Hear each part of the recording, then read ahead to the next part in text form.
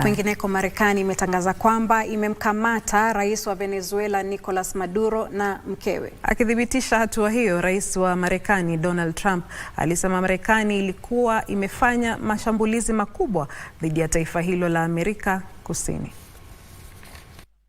Katika makabiliano makubwa yaliyoghadhabisha ulimwengu, Rais Nicolas Maduro, ambaye amekuwa akijibizana na rais wa Marekani Donald Trump akionya kuhusu uvamizi wa taifa hilo la Marekani Kusini, alikamatwa na vikosi vya Marekani pamoja na mkewe. Kupitia taarifa, Rais Trump alisema wawili hao wamesafirishwa nje ya nchi hiyo, ila hakufichua walikopelekwa.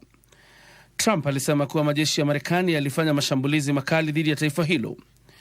Mzozo kati ya Marekani na Maduro unatokana na hatua ya Marekani ya kukataa kutambua serikali yake kuwa serikali halali, madai ya udanganyifu katika uchaguzi, ufisadi na ulanguzi wa dawa za kulevya.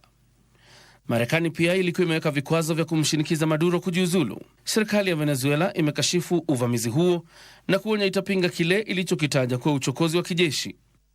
Mamlaka katika jiji kuu Caracas pia yametaka udhibitisho kwamba Maduro na mkewe wako hai.